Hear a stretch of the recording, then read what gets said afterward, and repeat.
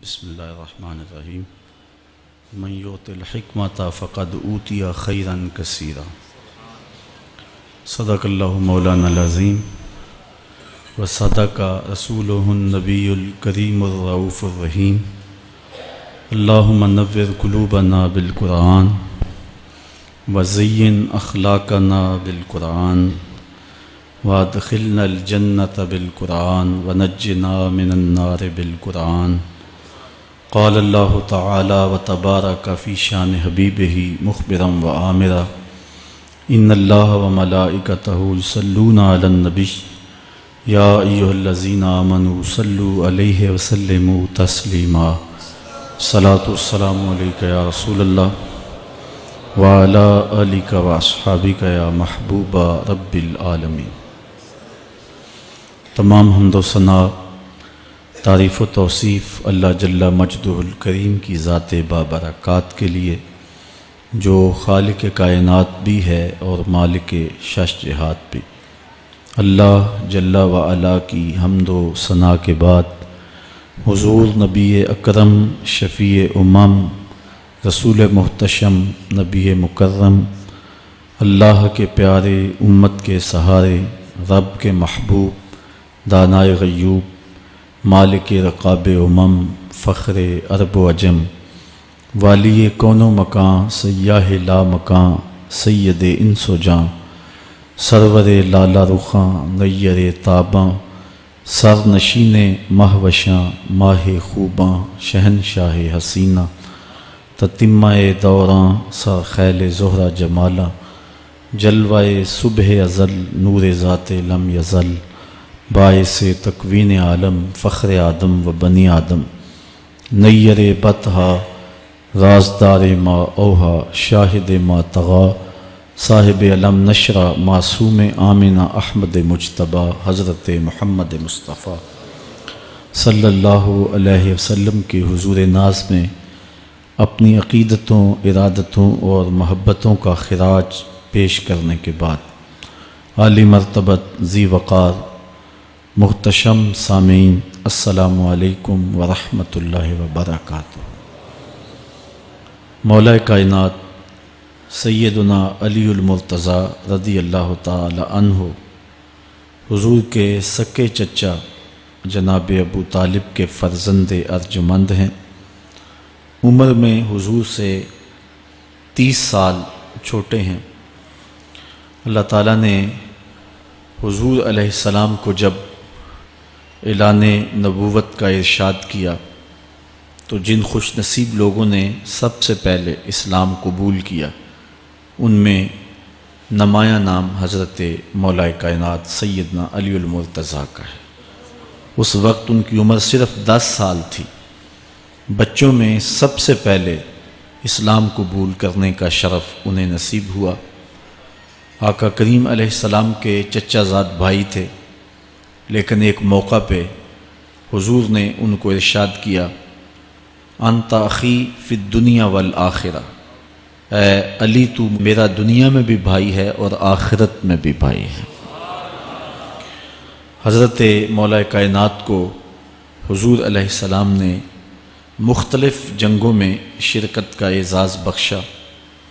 غزوہ تبوک کے موقع پہ آقا کریم نے ان کو مدینۃ المنورہ میں پیچھے بطور امیر چھوڑا تو انہوں نے عرض کی حضور آپ اپنے بھائی کو بچوں اور عورتوں میں چھوڑ کے جا رہے ہیں، تو حضور نے ارشاد فرمایا کہ تیری مثال ایسے ہے جس طرح حضرت موسیٰ علیہ السلام کے ساتھ حضرت ہارون علیہ السلام کی مثال۔ حضرت مولا کائنات کو حضور نے یمن کا حاکم اور امیر بنا کر بھی بھیجا تھا، اور ان کے ساتھ رشتے کی گہرائی یہاں تک ہی نہ رہی بلکہ حضور نے اپنی لاڈلی صاحبزادی حضرت سیدہ فاطمۃ الزہرا رضی اللہ تعالی عنہا کا نکاح بھی حضرت علی المرتضیٰ سے ہی کیا۔ ہجرت کی رات اپنے بستر پہ انہیں لٹایا۔ آقا کریم علیہ السلام نے ان کے لیے بہت سارے اعزازات قائم کیے، اور ان کے فضل و شرف میں بہت ساری احادیث ہیں جو کتب احادیث میں موجود ہیں۔ حضرت زر بن حبیش رضی اللہ تعالی عنہ روایت کرتے ہیں کہ میں نے مولا کائنات سیدنا علی المرتضیٰ سے سنا، وہ فرماتے ہیں کہ رسول کریم نے میرے بارے میں ارشاد کیا کہ اللہ یحبنی الا مومن ولا یبغضنی الا منافق، کہ اے علی تیرے ساتھ مومن کے علاوہ کوئی محبت نہیں کرتا اور منافق کے علاوہ تیرے ساتھ کوئی بغض نہیں رکھتا۔ حضرت علی المرتضیٰ فرماتے ہیں کہ اگر میں کسی مومن کی ناک پر تلوار بھی ماروں تو وہ میرے ساتھ بغض نہیں رکھ سکتا، اس لیے کہ میرے رسول نے فرمایا، اور اگر میں کسی منافق کے سامنے دنیا کے سارے خزانے ڈھیر کر دوں وہ میرے سے پھر بھی محبت نہیں کر سکتا۔ حضرت مولا کائنات رضی اللہ تعالی عنہ اللہ اور اس کے رسول کے محبوب تھے۔ غزوہ خیبر کے موقع پہ حضور نے ارشاد فرمایا، حضرت سہل بن سعد سے روایت مروی ہے، لَأُعْطِيَنَّ هَذِهِ الرَّايَةَ غَدًا رَجُلًا يَفْتَحُ اللَّهُ عَلَى يَدَيْهِ يُحِبُّ اللَّهَ وَرَسُولَهُ وَيُحِبُّهُ اللَّهُ وَرَسُولُهُ۔ فرمایا کہ یہ کل میں اس شخص کے ہاتھ میں پرچم دوں گا کہ جو اللہ اس کے رسول سے پیار کرتا ہے اور اللہ اس کا رسول اس سے پیار کرتے ہیں، اور اللہ اس کے ہاتھوں سے فتح عطا کرے گا۔ کہتے ہیں اگلے دن ہر شخص کے سینے میں دل مچل رہا تھا کہ حضور ہمارا انتخاب کریں اور جھنڈا ہمیں عطا کر دیں، لیکن فرماتے ہیں کہ حضور نے ارشاد فرمایا، این علی ابن ابی طالب، علی بن ابی طالب کہاں ہے؟ تو ہم نے عرض کی کہ حضور ان کی آنکھوں میں آشوب ہے۔ فرمایا انہیں بلاؤ۔ بلایا گیا تو حضور نے اپنا لعاب دہن مولا علی کی آنکھوں میں لگا دیا، بیماری دور ہو گئی، اور پھر حضور نے ان کے ہاتھ میں جھنڈا دیا اور اللہ نے اسی دن ان کے ہاتھوں میں فتح عطا فرما دی۔ حضرت زید بن ارقم رضی اللہ تعالی عنہ سے روایت مروی ہے، اس کو تھوڑے سے الفاظ کے فرق کے ساتھ حضرت برا بن عازب نے بھی روایت کیا، ترمذی میں یہ حدیث ہے، اور یہ کسی ایک صحابی سے مروی نہیں ہے، اس حدیث کی شہادت 30 صحابہ نے دی ہے۔ بعض علماء نے لکھا ہے کہ یہ حد تواتر تک پہنچتی ہے، اور یہ صحیح ترین حدیث ہے۔ 30 صحابہ نے یہ حدیث حضور علیہ السلام سے سنی اور اس کی گواہی دی۔ حضرت زید بن ارقم رضی اللہ تعالیٰ عنہ روایت کرتے ہیں کہ حضور نے ارشاد فرمایا، من کنت مولاہ فعلی مولا، جس کا میں مولا ہوں اس کا علی مولا ہے۔ حضرت عمران بن حسین روایت کرتے ہیں کہ حضور نے مولا کائنات سیدنا علی المرتضیٰ کے بارے میں ارشاد کیا، ان علی منی وانا منہ وہو ولی کل مومن، علی مجھ سے ہے اور میں علی سے ہوں، اور وہ ہر مومن کا ولی ہے۔ حضرت ام سلمہ کہتی ہیں کہ میں نے حضور سے سنا، ارشاد فرماتے تھے، لا یحب علی منافق ولا یبغضہ مومن، علی سے منافق پیار نہیں کرتا اور مومن بغض نہیں رکھتا۔ اور ایک حدیث میں حضور نے فرمایا، من سب علی فقد سبنی، جس نے علی کو گالی دی اس نے مجھے گالی دی۔ حضرت مولا کائنات رضی اللہ تعالی عنہ کے حوالے سے ایک فرمان سن لیجئے اور میں اپنے مضمون کی طرف آتا ہوں۔ حضرت مولا کائنات کی ذات کو حضور نے معیار بنایا۔ مسند امام احمد بن حنبل میں روایت ہے، مشکات میں روایت ہے، نہج البلاغہ میں اور باقی کتابوں میں، کہ حضرت علی المرتضیٰ فرماتے ہیں کہ حضور نے مجھے دیکھ کر کے کہا کہ اے علی، تیری مثال حضرت عیسیٰ علیہ السلام کی ہے کہ ان کی وجہ سے ان کے معاملے میں آ کے 2 لوگ برباد ہوئے۔ ایک وہ لوگ جنہوں نے اتنی محبت کی کہ ان کو ابن اللہ، اللہ کا بیٹا کہہ دیا، وہ بھی برباد ہو گئے، اور دوسرا گروہ وہ کہ جنہوں نے ان کے ساتھ بغض رکھا اور ان کی ماں پہ تہمت لگائی، وہ بھی برباد ہو گئے۔ حضور نے یہ ارشاد کر کے فرمایا، حضرت علی فرماتے ہیں کہ حضور نے کہا، یہلک فی رجلان محب مفرط یکرزنی بما لیس فی، اے علی تیرے معاملے میں بھی 2 لوگ بربادی میں مبتلا ہوں گے۔ ایک وہ لوگ جو اتنا پیار کریں گے کہ وہ کہیں گے جو تو نہیں ہوگا، اور دوسرے ومبغض یحملہ شنآن علی ان یبہتنی، اور دوسرے وہ جو تیرے ساتھ بغض رکھیں گے اور بربادی کے راستے پہ چلیں گے۔ تو دونوں گروہ جو ہیں وہ بربادی کی راہوں کے مسافر ہو گئے۔ ایک نے محبت کی اور اس قدر محبت کی کہ وہ کہا جو حضرت علی نہیں تھے۔ حضرت مولا کائنات کے زمانے میں کچھ لوگ آپ کی دہلیز پہ آئے اور کہا یا علی انت ربنا انت خالقنا انت الہنا، اے علی تم ہمارے رب ہو، تم ہمارے خالق ہو، تم ہمارے معبود ہو۔ تو حضرت علی المرتضیٰ نے فرمایا کہ استغفر اللہ، اللہ تعالیٰ جل شانہ ہی خالق ہے اور وہی مالک ہے اور وہی معبود برحق ہے۔ انہوں نے پھر یہ بات کہی تو جب تیسری مرتبہ کہا تو حضرت علی نے ان کی گردنیں کاٹ دیں۔ تو یہ آج بھی لوگ موجود ہیں ہمارے ملک میں، ہمارے ضلع میں لوگ ہیں جو علی اللہ کا نعرہ لگاتے ہیں، اور یہ بدترین لوگ ہیں اور معاشرے کی تل چھٹ ہیں، اور یہ محبت میں گمراہ ہو گئے اور انہوں نے حضرت علی المرتضیٰ کو خدا اور الہ کہہ دیا۔ دوسرا طبقہ ہے جو حضرت علی المرتضیٰ کو الہ اور خدا تو نہیں کہتا، لیکن انہیں نبیوں سے افضل مانتا ہے۔ بلکہ شیخ محدث دہلوی علیہ رحمہ نے تحفہ اثنا عشریہ میں باقاعدہ اس قول کو بیان کر کے اس کی تردید کی ہے کہ جو ایک طبقے کا خیال ہے کہ حضرت جبرائیل علیہ السلام کو نبوت دینے میں غلطی لگ گئی تھی، وہ دینی تھی حضرت علی کو اور دے گئے حضور کو، تو آپ نے اس کا رد کیا ہے۔ ایک طبقہ نبیوں سے حضرت علی المرتضیٰ رضی اللہ تعالیٰ عنہ کو افضل مانتا ہے، اور یہ طبقہ بہت سارا پایا جاتا ہے۔ میں نے اپنے ان کانوں سے جو ہے یہ باتیں سنی ہوئی ہیں اور آپ نے بھی سنی ہوئی ہوں گی کہ نبیوں سے حضرت مولا کائنات کو افضل مانتے ہیں، اور یہ بھی گمراہوں کا ٹولہ ہے۔ تیسرا طبقہ وہ ہے جو نبیوں سے افضل تو نہیں مانتا لیکن معصوم مانتا ہے، یہ گمان کرتا ہے کہ حضرت علی رضی اللہ تعالی عنہ بھی اس شان کے مالک ہیں جو معصومیت کی شان انبیاء علیہ السلام کو دی گئی۔ یہ 12 امام اور 14 معصوم کا لفظ آپ نے سنا ہوگا، ہمارے جاہل مولوی بھی بول دیتے ہیں بعض کا، معصوم صرف انبیاء کی ذوات ہیں، اولیاء اہل بیت محفوظ ہیں، معصوم نہیں ہیں۔ معصوم صرف ذوات انبیاء ہیں اور یہ انہی کا اعزاز ہے، ان کے علاوہ یہ اعزاز کسی اور کو حاصل نہیں ہو سکتا۔ چوتھا طبقہ وہ ہے کہ جو حضرت علی المرتضیٰ رضی اللہ تعالی عنہ کو حضرت ابو بکر و عمر رضی اللہ تعالی عنہما سے بھی افضل مانتا ہے۔ خود مولا کائنات نے فرمایا کہ جو لوگ مجھے شیخین سے افضل کہتے ہیں میں ان کے اوپر وہ حد جاری کروں گا جو ایک جھوٹے پہ جاری ہوتی ہے۔ حضرت محمد بن حنفیہ کہتے ہیں جو حضرت مولا کائنات کے بیٹے ہیں کہ میں نے اپنے باپ علی سے پوچھا کہ اس امت میں سب سے افضل شخص کون ہے؟ قال ابو بکر، کہا امت میں سب سے افضل شخص کا نام ابو بکر ہے۔ کہتے ہیں میں نے کہا ثم من، پھر کون؟ قال عمر، تو کہا حضرت عمر رضی اللہ تعالی عنہ۔ تو یہ ان کا اپنا عقیدہ ہے۔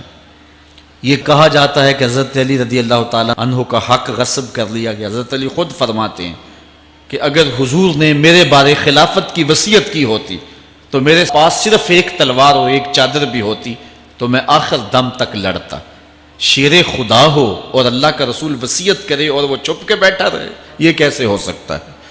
تو یہ حفوات ہیں اور یہ اباطیل ہیں، اور یہ جو ہیں وہ شر ہے جو معاشرے کے اندر پھیلی ہے۔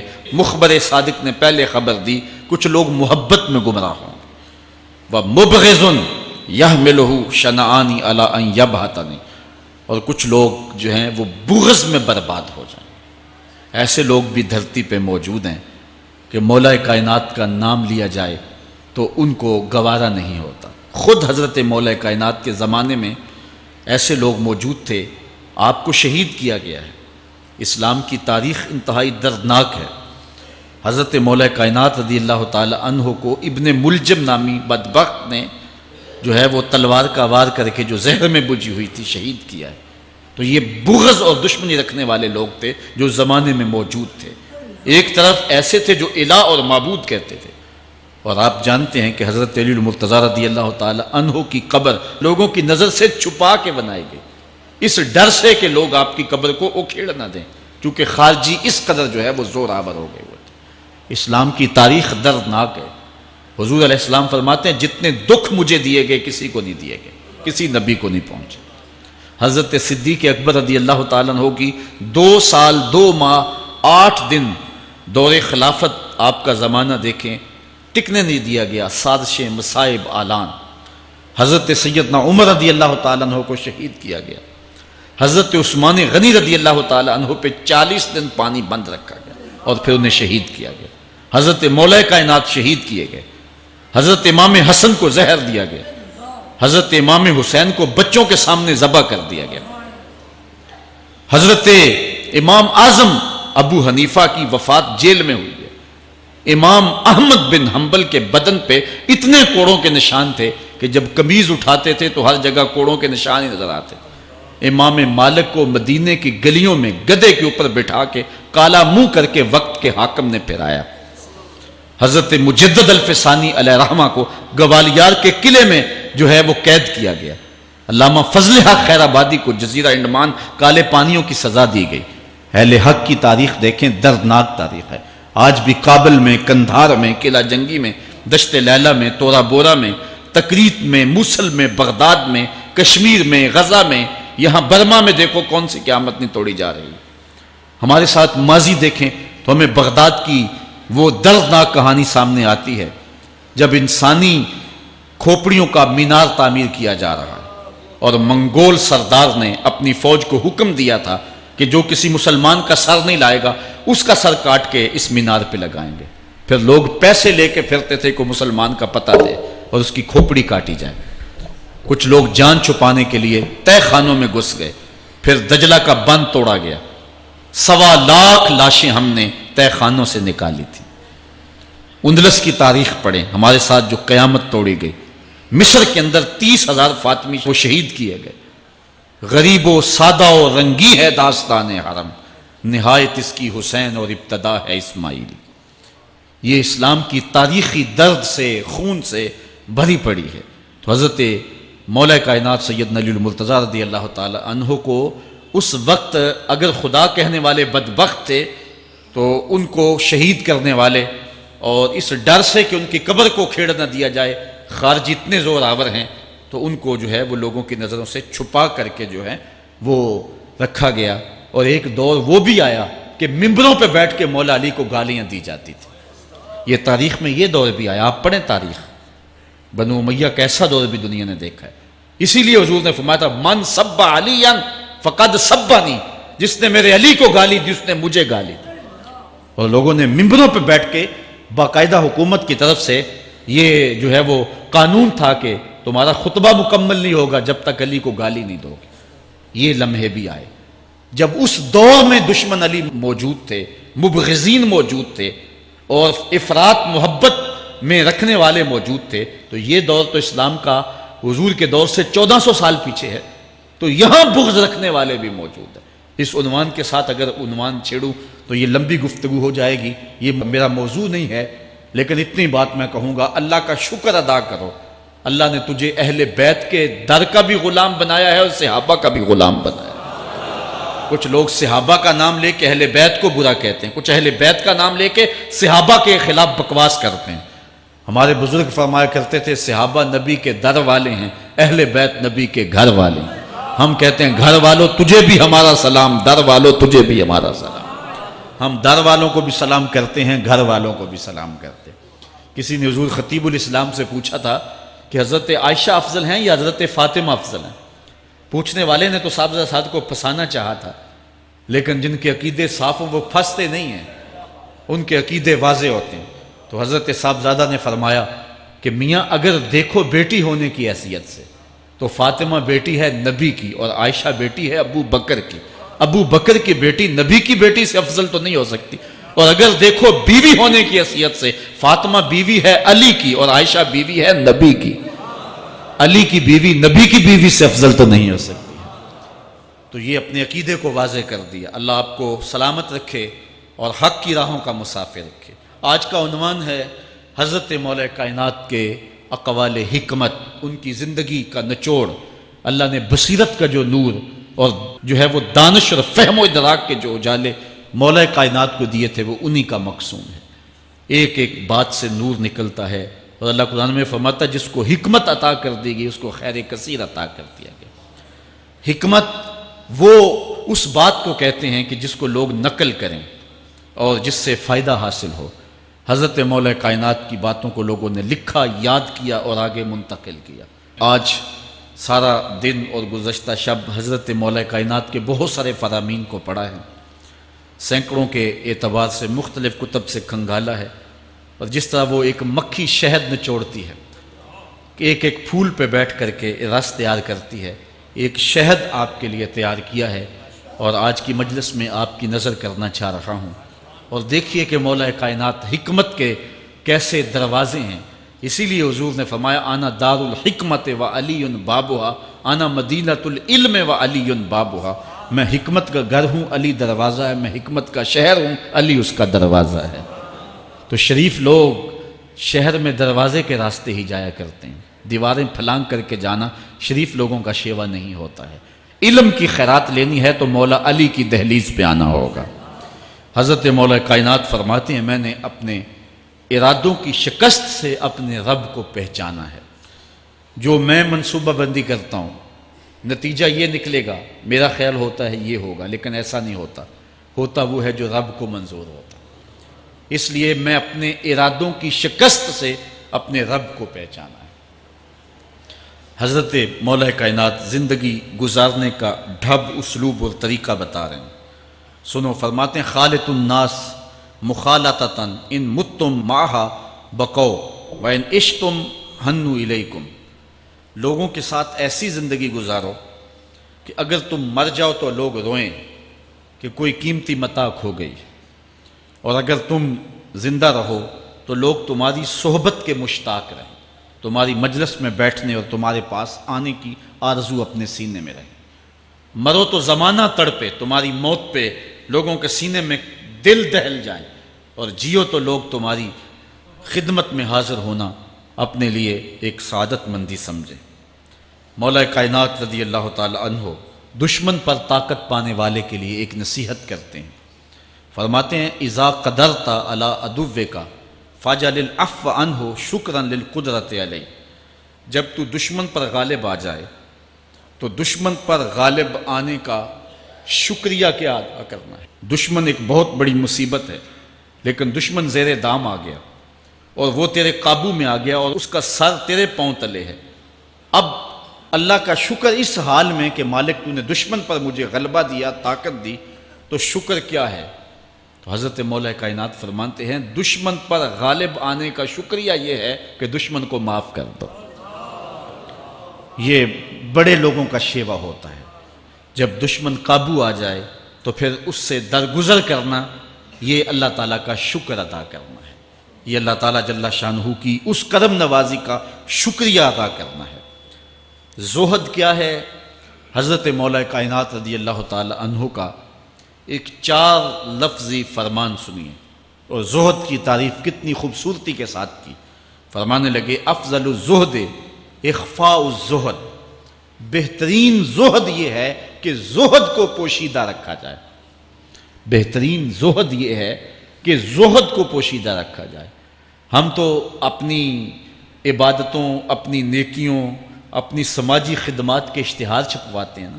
وہ کسی زمانے میں ہم سنتے تھے نیکی کر دریا میں ڈال، اور اب کہتے ہیں نیکی کر اخبار میں ڈال۔ یہاں زہد، ترک دنیا، اللہ تعالیٰ کی عبادت کا جو ذوق بندے کو نصیب ہوتا ہے، وہ بہترین اور افضل زہد کیا ہے؟ کہا زہد کو پوشیدہ رکھنا، یہ افضل زہد ہے۔ حضرت مولا کائنات کا ایک اور فرمان سنیے، اشرف الغنا ترک المنا، بہترین دولت مندی کیا ہے؟ جس کے پاس مربے زیادہ ہیں، جس کے پلازے زیادہ ہیں، جس کا بینک بیلنس زیادہ ہے، جس کے پاس جو ہیں وہ بہت ساری دولتیں ہیں، سونا اور چاندی کے انبار ہیں، کون سب سے زیادہ دولت مند ہے؟ افضل دولت مندی کیا ہے؟ تو حضرت مولا کائنات فرماتے ہیں کہ افضل دولت مندی یہ ہے کہ آرزویں ترک کر دی جائیں، ورنہ کھرب پتی بھی بندہ ہوگا تو اس کو چین نہیں آئے گا، قرار نہیں آئے گا، حل من مزید اس کی تباہ میں ہوگا۔ چونکہ آنکھیں نہیں رجتی، پیٹ بھر جاتا ہے، آنکھیں نہیں بھرتی۔ کوزائے چشم حریصاں پر نہ شد، تا صدف کانے نہ شد پر در نہ شد۔ اس لیے حضرت مولا کائنات فرماتے ہیں بہترین غنا اور دولت مندی کیا ہے؟ کہ بندے کی آرزویں ختم ہو جائیں۔ اقبال کہتا ہے تیری دعا ہے کہ ہو میری آرزو پوری، تیری دعا ہے کہ ہو میری آرزو پوری، میری دعا ہے کہ تیری آرزو بدل جائے، میری دعا ہے کہ تیری آرزو بدل جائے۔ تو یہ بہترین غنا ہے کہ بندے کی آرزویں مختصر ہو جائے، ورنہ انسان جس حالت میں بھی ہو وہاں مطمئن نہیں ہوتا۔ کروڑ پتی ارب پتی کو دیکھتا ہے، ارب پتی کھرب پتی کو دیکھتا ہے، کھرب پتی اپنے سے آگے دیکھتا ہے۔ اس لیے جب آرزویں مختصر ہوں گی تو بندہ جس حالت پہ بھی ہوگا راضی ہوگا، اور بندہ اپنی حالت پہ راضی ہو جائے تو یہ اللہ کی رضا کا سبب ہے۔ حضرت مولا کائنات کا ہی ایک قول ہے، جو اللہ کے عطا کردہ تھوڑے رزق پہ راضی ہو گیا، اللہ تعالیٰ قیامت کے دن اس کے تھوڑے عملوں پہ راضی ہو جائے۔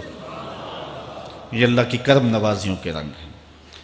حضرت مولا کائنات کی ایک اور حکمت آمیز بات سنیں، فرما رہے ہیں سیئات تسوء کا خیر عند اللہ من حسنۃ توجب کا، وہ برائی جو تجھ کو پریشان کر دے، دکھی کر دے، اذیت میں مبتلا کر دے، وہ گناہ جو تیرے ضمیر پہ بوجھ بن جائے، تو اپنے آپ کو حقیر سمجھنے لگ جائے، چھوٹا سمجھنے لگ جائے، گناہ گار سمجھنے لگ جائے، جس برائی سے تجھے دکھ پہنچے وہ اس نیکی سے بہت اچھا ہے وہ تیرا برائی کرنا جو تجھے تکبر میں مبتلا کر دے۔ جس نیکی سے تو متکبر ہو جائے، انسان کو انسان نہ سمجھے، مخلوق کو کیڑے مکوڑے سمجھے، اپنے سجدوں پہ ناز کرے، ان سجدوں سے وہ برائی بہتر ہے جو تیرے اندر عجز پیدا کر دے، تیرے اندر نرمی پیدا کر دے، تیرے اندر جو ہے وہ ایک رکت پیدا کر دے۔ وہ برائی جو ہے وہ اس نیکی سے بہتر ہے۔ حضرت مولا کائنات کا ایک اور فرمان دیکھیے، لا غنا کل عقل ولا فقر کل جہل ولا میراث کل ادب ولا ظہیر کل مشاورہ۔ کتنی خوبصورت باتیں ارشاد فرمائیں۔ فرمایا عقل جیسی دولت کوئی نہیں، عقل جیسی دولت کوئی نہیں ہے، اور جہالت جیسی غربت کوئی نہیں۔ جو شخص جاہل ہے وہ کروڑوں میں بھی کھیلتا ہے تو وہ غریب ہے۔ اللہ نے عقل کا چراغ دیا ہے تو اس کے پاس دولت نہیں بھی ہے تو عقل بہت بڑی دولت ہے۔ تیسری بات، ولا میراث کل ادب، اور ادب جیسی وراثت کوئی نہیں۔ ایک بندے کو ادب کی دولت مل گئی تو اس کو سب کچھ مل گیا۔ آج جس دور میں ہم جی رہے ہیں، اس دور میں ہم سے ادب چھینا جا رہا ہے، بڑی باریک سازشیں ہو رہی ہیں، آنکھوں سے حیا نکالا جا رہا ہے، بوڑھوں کا، بزرگوں کا۔ یہ ماہ رمضان کا کتنا حیا ہوا کرتا تھا، اگر کوئی بدقسمتی سے روزہ نہیں رکھتا تھا تو وہ سامنے کبھی کھاتا ہی نہیں تھا، اسے رمضان کا حیا مارتا تھا۔ لیکن آج لوگ کھلے بندوں نہیں کھا رہے، حیا ہی اڑ گیا آنکھوں سے۔ اس طرح اہل بیت کا حیا آنکھوں سے نکل گیا، اصحاب رسول کا حیا آنکھوں سے نکل گیا، نبی کا حیا لوگوں کی آنکھوں میں نہیں رہا۔ بے ادبی کو فروغ ہے، اور نبی کے بارے میں ایسی ڈٹائی سے بات کرتے ہیں جس طرح عام آدمی ہو گئے۔ یہ بے حیائی کا اور بے ادبی کا دور ہے، جبکہ ادب ایک بہترین وراثت ہے۔ اگر آپ مجھے پوچھیں کہ دین کیا ہے، ایک تو ہے کہ 3 گھنٹے کا واز کیا جائے کہ دین یہ ہے، اور ایک ہے کہ 2 لفظوں کے اندر بتایا جائے دین کیا ہے۔ تو اگر 2 لفظوں میں بتانا چاہوں تو اقبال کا لہجہ ادھار لینا پڑے گا۔ اقبال کہتا ہے دین سراپا سوختن اندر طلب، انتہائش عشق آغازش ادب۔ طلب محبوب میں تڑپنے کا نام دین ہے، ادب سے شروع ہوتا ہے، عشق پہ ختم ہو جاتا ہے۔ جس دین میں ادب نہیں ہے وہ دین نہیں، چاہے صحابہ کا ادب نہیں، چاہے اہل بیت کا ادب نہیں، چاہے انبیاء کی ذوات کا ادب نہیں، چاہے والدین کا ادب نہیں، دین نام ہی ادب کا ہے۔ تو یہ دولت اس وقت چھینی جا رہی ہے، اور بڑی تیزی کے ساتھ قوم کے اندر بے ادبی کو فروغ دیا جا رہا ہے۔ نئی نسل کی حفاظت کریں، اپنی اولاد کو محفوظ کر لیں، ان کے عقیدوں کی صحت کا التزام کریں، کہیں ایسا نہ ہو کہ ان کی زبان لمبی ہو جائے اور ولیوں پر، نبیوں پر، اور حضور علیہ الصلاۃ والسلام کے اصحاب پر اور حضور کی آل پر وہ زبانیں تان کھولیں، اور جس کو جو ہے وہ استنجے کا بھی پتہ نہیں ہے وہ انبیاء کے علم پہ گفتگو کر رہا ہے۔ شرم نہیں آتی کس کا علم تول رہے ہو، کس کی ذات کو ناپ رہے ہو۔ ڈٹھے ورق قرآن دے پھول سارے، تیری شان جیا نہیں کوئی ہو ڈٹھا، تیری شان دا کرے مقابلہ جیڑا انہوں عاشقاں اصلی چور ڈٹھا۔ کوئی نور آکھے کوئی بشر آکھے، پیندہ رات دینے ایہو شور ڈٹھا، اللہ والیاں گل مکا دیتی تساں ہور ڈٹھا اساں ہور ڈٹھا۔ تم نے پتہ نہیں کس کو دیکھا جو سکی بیٹی کو بھی نہیں بخشوا سکتا، گلا پھاڑ پھاڑ کے کہا جاتا ہے نبی سکی بیٹی کو نہیں بخشوا سکتا۔ اور میاں تم بخشوانے کی بات کرتے ہو، نبی تو کہہ رہا ہے فاطمہ تو جنتی عورتوں کی سردار ہے، وہ تو جنتیں بانٹ رہے ہیں، وہ تو جنتیں وراثت میں دے رہے ہیں۔ تو ادب پہلا کرینہ ہے محبت کے کرینوں میں، اس لیے کہا کہ ادب جیسی میراث کوئی نہیں، ولا ظہیرہ کل مشاورہ، اور مشورے جیسا مددگار کوئی نہیں۔ آپ کے پاس بڑے اسلحے ہیں، بڑی تلواریں ہیں، بڑے تعلقات ہیں لوگوں کے ساتھ، لیکن اچھا مشورہ یہ سب سے اچھا مددگار ہے آپ کا۔ حضرت مولا کائنات کا ایک اور قول سنیے، نفس المرء خطاہ الی اجلہ، آپ فرماتے ہیں کہ آدمی کی یہ جو سانسیں نکل رہی ہیں یہ موت کی طرف اٹھتے ہوئے قدم ہیں۔ دوسری سانس تب آتی ہے جب پہلی ختم ہو جاتی ہے، تو پہلی سانس کی موت، دوسری سانس کی زندگی ہے۔ وہ کیا کسی نے کہا زندگی نام ہے مر مر کے جیے جانے کا، یہ ایک بار ہم ایک سانس کو کاٹتے ہیں تو دوسری سانس آتی ہے، جب تک پہلی سانس موجود ہے دوسری نہیں آئے گی۔ تو حضرت مولا کائنات فرماتے ہیں یہ موت کی طرف اٹھتے ہوئے قدم ہیں۔ آپ رکے ہوں اشارے پہ تو ہمارے یہ پنڈی بائی پاس پہ جو اشارے لگے ہیں یہ 125 سے بھی چلتے ہیں، 125 سے پیچھے آ رہے ہیں، 20 سے 25 سے 50 سے 100 سے 125 سے پیچھے آ رہے ہیں۔ حضرت مولا کائنات فرماتے ہیں جو چیز شمار کی جاتی ہو وہ بالآخر ختم ہو جاتی ہے، تو گنتی جب الٹی چلتی ہے تو بہت جلد کام زیرو پہ آ جاتا ہے، اور زیرو پہ پہنچنا ہی موت ہے۔ تو زندگی کی یہ سانسیں یہ الٹی چل رہی ہیں، اور میں اور آپ لمحہ لمحہ موت کے قریب ہو رہے ہیں۔ ہم جو ہے وہ اپنی زندگی کی سالگرہ منا رہے ہیں، ہم کہتے ہیں کہ ہم اتنے بڑے ہو گئے، میاں بڑے نہیں ہوئے، چھوٹے ہو گئے، موت بالکل قریب آ گئی ہے۔ اللہ اکبر۔ حضرت مولا کائنات معیشت کے اصول بھی بیان کر رہے ہیں، ما اعلی من اقتصد، جو میانہ روی سے چلتا ہے کبھی بھی کنگال نہیں ہوتا۔ اب ہر شخص کی آرزو ہے کہ میری دولت بڑھ جائے، میرے پاس پیسے کافی ہوں، میں آسودہ زندگی گزاروں۔ اس کا طریقہ کیا ہے؟ جھوٹی قسمیں، چالاکی، 2 نمبر مال بیچنا، ٹیکس چوری کرنا، بجلی چوری کرنا، گیس چوری کرنا، کیا طریقہ ہے پیسے بچانے کا؟ مولا کائنات سے پوچھیں، مولا علی سے پوچھیں۔ مولا علی فرماتے ہیں استنزل الرزق بالصدقہ، صدقہ دیتے جاؤ رزق بڑھتا چلا جائے گا، جو کماتے جاؤ اس میں کچھ حصہ رکھ لو اللہ کی راہ میں، صدقہ دیتے جاؤ گے تمہارا رزق بڑھتا چلا جائے گا۔ اچھا، حضرت مولا کائنات کا ایک اور قول دیکھیے اور اس کا حسن دیکھیے، من ظن بک خیرا فصدق ظنہ، جو تیرے بارے میں اچھا گمان کرے تو اس کے گمان کو سچائی کر دے۔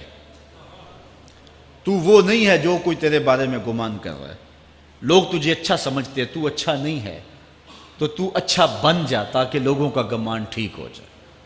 اعلیٰ حضرت عظیم البرکت امام احمد رضا خان فاضل بریلوی علیہ رحمہ، آپ کے بارے میں لوگوں کا گمان تھا کہ حافظ قرآن ہیں، آپ حافظ نہیں تھے، تو آپ کے بارے میں یہ گمان پیدا ہو گیا کہ یہ حافظ ہیں۔ تو رمضان کا موسم آیا تو کسی نے کہا حضرت اس مرتبہ آپ ہی سنا دیں، تو اعلیٰ حضرت نے سوچا یہ میرے بارے میں اچھا گمان کرتے ہیں، چلو حافظ بانی جاتے ہیں۔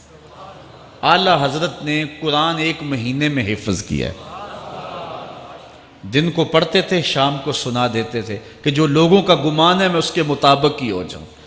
اچھا، گمان کی کہانی سنیے، صحیح حدیث میں آتا ہے اور حدیث قدسی ہے، رب کہتا ہے میرا بندہ میرے بارے جو گمان کرتا ہے میں ایسے ہی ملوں گا۔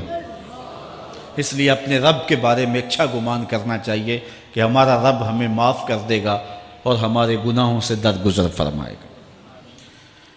حضرت مولا کائنات کا ایک اور حکمت آمیز جملہ سماعت کیجئے، من عظم صغار المصائب ابتلاہ اللہ بکبارہا، چھوٹی سی مصیبت آ جائے جو بندہ واویلا شروع کر دے، مصیبت آ گئی، چھوٹی سی بیماری آئے تو شور کرے، چھوٹی سی مصیبت آئے تو شور کرے، اللہ اس کو پھر بڑی مصیبت میں مبتلا کر دیتا۔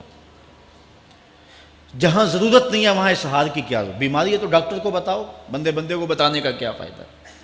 ہمارے ایک دوست ہیں کہ وہ کہتے ہیں کہ پہلے اگر کسی سے پوچھتے تھے نا کہ کیا حال ہے تو وہ کہتا تھا شکر ہے، اور آج کسی سے پوچھے تو وہ کہتا ہے شوگر ہے۔ یعنی اللہ تعالیٰ جل شانہ نے اگر تمہیں کسی ابتلا میں مبتلا کر دیا ہے تو تو اس کا شور، اس کا واویلا نہ کرو۔ جو چھوٹی مصیبت پر واویلا کرے گا اللہ پھر اس کو بڑی مصیبت میں مبتلا کر دے گا۔ حضرت مولا کائنات کا ایک اور حکمت آمیز جملہ سماعت کیجیے۔ آپ فرماتے ہیں زندگی گزارنے کا گر اور طریقہ، فرماتے ہیں عظم الخالق عندک یصغر المخلوق فی عینک۔ اگر تیری نظر میں خالق بڑا ہوگا تو پھر مخلوق چھوٹی ہو جائے گی۔ اگر اللہ کی عظمت کا تجھے لحاظ ہے کہ وہ بہت عظیم ہے تو پھر مخلوق کی پرواہ نہیں ہوگی۔ حضرت مولا کائنات رضی اللہ تعالیٰ عنہ فرماتے ہیں کہ ایک باندی کے ہاتھ کے اندر خنزیر کی انتڑیاں ہوں، میں دنیا کو اتنی نظر سے بھی نہیں دیکھتا۔ تو یہ انسان اللہ کی عظمتوں کا اور اللہ کی شانوں کا جب لحاظ اسے ہوتا ہے تو پھر دنیا اس کی نظر میں جو ہے وہ کوئی قدر و قیمت نہیں رکھتی۔ ایک روایت میں آتا ہے جس کو اللہ نے قرآن دیا اور اس نے دنیا داروں کو دیکھا رشک کی نظر سے کہ ان کو دولت دی گئی، ان کو فلاں دیا گیا، میں تو بہت پیچھے رہ گیا۔ قد حقر ما آتاہ اللہ، اس نے اللہ کی عطا کو حقیر جانا۔ وہ میاں انہیں دولت دی گئی ہے، رب نے تجھے اپنا قرآن عطا کیا، تو پھر جو ہے وہ تو حقیر تو نہیں ہے، تجھے تو اعلیٰ چیز عطا کر دی گئی ہے۔ تو جس نے اللہ کی عظمت اور خالق کی عظمت کا اقرار کیا پھر مخلوق اس کی نظر میں کوئی حیثیت نہیں رکھتی ہے۔ کن فی الفتنۃ کابن اللبون لا زہر فیرکب ولا درع فیحلب۔ جب فتنے دنیا پہ پھیل جائیں تو مولا کائنات نصیحت کرتے ہیں پھر زندگی کیسے گزارنی۔ یہ دور بھی فتنوں کا دور ہے۔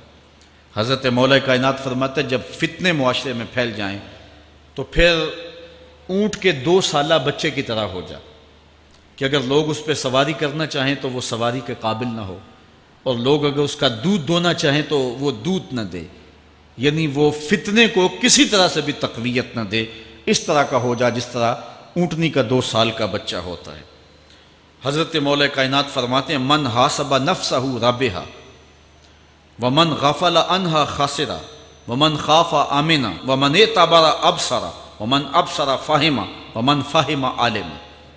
فرماتے ہیں کہ جس نے اپنے نفس کا محاسبہ کیا اس نے نجات پا لی، اور جو اپنے نفس کے محاسبے سے غافل رہ گیا اس نے خسارے کا سودا کیا۔ جو اللہ سے ڈرا وہ امن پا گیا، اور جس نے زندگی سے عبرت حاصل کی اس کی آنکھوں میں روشنی آ گئی، بصیرت کا اسے نور مل گیا، اور جسے بصیرت کا نور مل گیا وہ فہم و فراست کی دولت سے مالا مال ہو گیا۔ ومن فہم عالما، اور جس کو فہم مل گیا وہی شخص عالم بن گیا۔ مختلف سیغے یاد کرنے سے عالم نہیں بنتا، فہم و فراست کا نور اگر مل جائے تو یہ ہے علم کا جمال، آخرت کی فکر رکھنے والا عالم۔ بلکہ مولا کائنات فرماتے ہیں العلم علمان مطبوع و مسموع۔ علم 2 علم ہیں، ایک وہ ہے جو من میں راسخ ہو اور ایک وہ ہے جو کانوں تک رہتا ہو۔ فرماتے ہیں ولا ينفع المسموع اذا لم يكن المتبوع۔ جو سنا ہوا علم نفع نہیں دیتا جب تک وہ من میں اتر نہ جائے اور باطن کے اندر روشنی نہ کر دے۔ حضرت مولا کائنات کی ایک اور نصیحت ذرا غور سے سنیے۔ فرمایا تمہارے سامنے نیکوکار اور بدکار برابر نہ ہو، کہ نیک بھی جو ہے وہ اسی انداز میں ہو اور برا بھی، اس کا سلوک بھی تمہارا ایک جیسا ہی ہو۔ ایسا کرنے سے نیکوں کی ہمت پست ہو جائے گی اور خطاکار اور بھی شوخ ہو جائیں گے۔ ہر آدمی کو وہ مقام دینا چاہیے جس کا وہ اپنے عمل کے اعتبار سے مستحق ہے۔